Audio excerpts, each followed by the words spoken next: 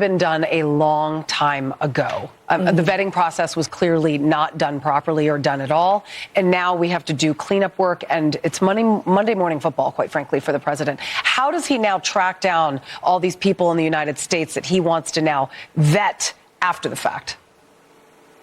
Well, number one, I want to state for the record that President Biden created this mess and President Trump is the only one coming and cleaning it up. So I want to thank President Trump and his administration. This is going to be a lot of work, but we saw tragically this morning as Sarah passed away from her injuries that this terrorist murdered her in cold blood, assassinated a soldier. And I hope that we will, as a country, put this guy down, this terrorist down, as quick as humanly possible, because he doesn't deserve to live. And I do believe the president will devote every resource necessary through his administration to do the heavy vetting that was necessary, should have been done years ago, but that was not. And I hope that we'll see more deportations as a result of it, particularly from these third world countries where these people shouldn't be here. The U.S. Attorney for D.C., Jeanine Pirro, blasted the rhetoric from Democrats about law enforcement, which could have potentially led to this crime. Let's watch. This left-wing progressive nonsense is nothing more than fueling the flame of division in this country. People should be grateful that the President of the United States has taken crime so seriously in this country that he is bringing in our law enforcement partners so that we can protect the innocent citizens.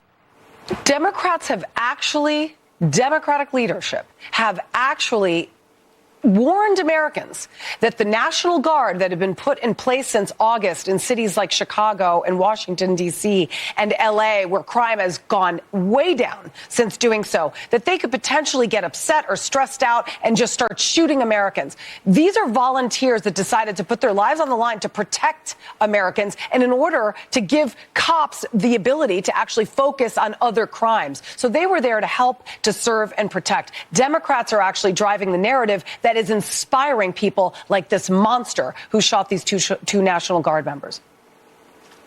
Well, and it's also Democrats that inspired the assassination of Charlie Kirk. Absolutely. No less, right? We saw Democrats and the left celebrating his assassination, his political murder all across the country. We had professors, teachers in schools all across the nation who were celebrating political assassination get fired from their jobs because of that. We've seen the increase of shooting on cops throughout the country because of defunding the police by the left, because of the rhetoric of the left. We've seen ICE agents attacked, even attacked by our own members of Congress on the left side of the aisle due to the rhetoric. And no one is being held accountable for any of it. But I know that under Donald Trump, under his presidency and his administration, they're getting after it. And for all those elected officials that believe in sedition, you people in the Democrat Party who are the first ones to say Republicans are a threat to democracy, you are the ones literally telling soldiers to break the law because you don't like President Trump. I hope he comes after you with everything he has. I get that people have the right to speak. They have the freedom of speech.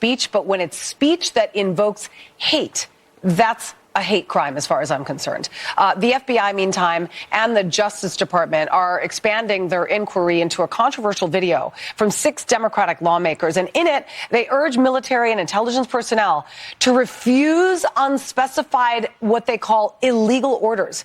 These are the Democrats in question, 2 senators and 4 congresspeople. As a former Navy pilot, he should know better. Senator Mark Kelly is the only one still under Pentagon jurisdiction. He says he stands by his comments in the video. And here's another one of those Dems, Pennsylvania Congressman Chris DeLuzio. Do you plan on cooperating?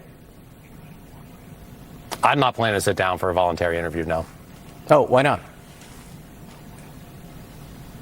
Well, look, everyone in this country has a right to refuse to do that. And I think this is a clear attempt to intimidate us. DeLuzio is delusional. First of all, to interfere in the military and their operations, that, quite frankly, is treason. And to call it illegal when the president has ordered as such is false. So, I mean, there are lies and there's interception. It would be, as far as I'm concerned, the equivalent of somebody aiding and abetting a criminal who was arrested for an awful crime. If you're aiding and abetting, then you therefore are charged with a crime. Why do Democrats believe that they're above the law? Oh, absolutely believe they're above law. And the irony in the statement that you just aired there, he said this was an act of intimidation to try to interview him. It's literally an act of intimidation of our troops by telling them to break the law. And I agree with President Trump on this. This is treason. This is sedition. And those individuals in the Democrat Party, they are not above the law. And I hope that the president and his administration will prosecute them to the fullest extent of the law, wherever that may lead, and that people have to go to jail for this sort of thing. Congresswoman Nancy Mace, I agree with you. Thank you so much for talking to us again today. Thank you. Thank you.